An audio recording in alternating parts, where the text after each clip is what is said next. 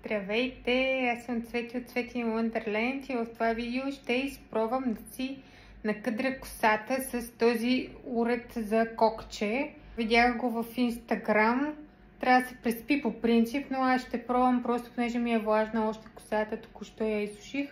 Малко с сешуара ще мина върху него, когато го навия и ще видим какво ще стане.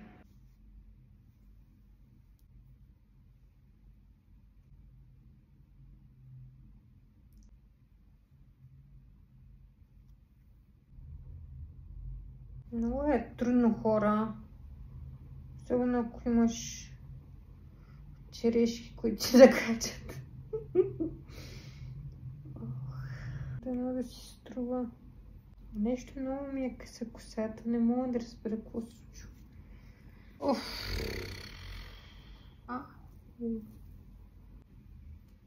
Това ли е всичко?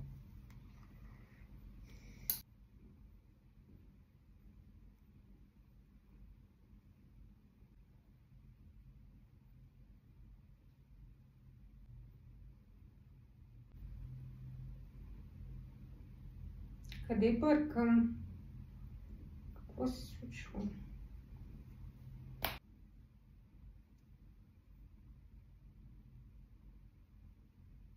Знаете ли къде бъркам? Просто имам твърде много коса за това нещо. Някои момичета го правяха с две такива неща. Аз си купих само едно. Просто е абсурдно да се го завия на главата това нещо.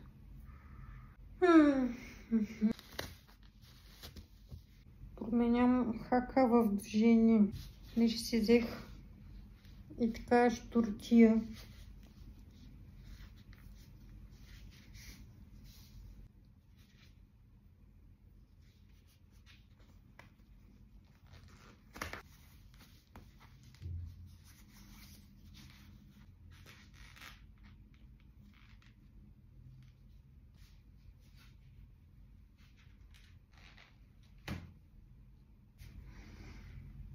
Доста съм готина. Второто ми се изплъзва. Защо? Стой! Горбата е безмилостност тук. Вие правили ли сте такива простоти? Признайте си.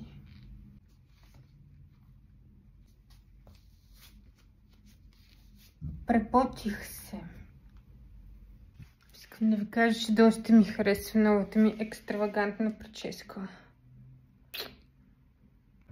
Отдухна малко с шуар. Малко.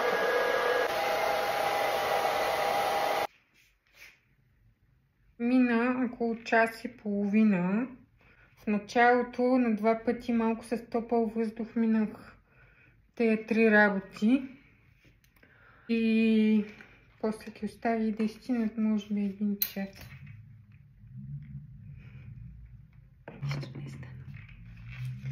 И сега ще видя какво се случва. Принципно, моята коса много трудно задържа кадрици, дори да са направени в салон.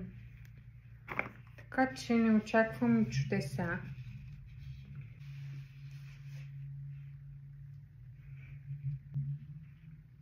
Доста симпатично. Друг е въпросът колко време ще издържи.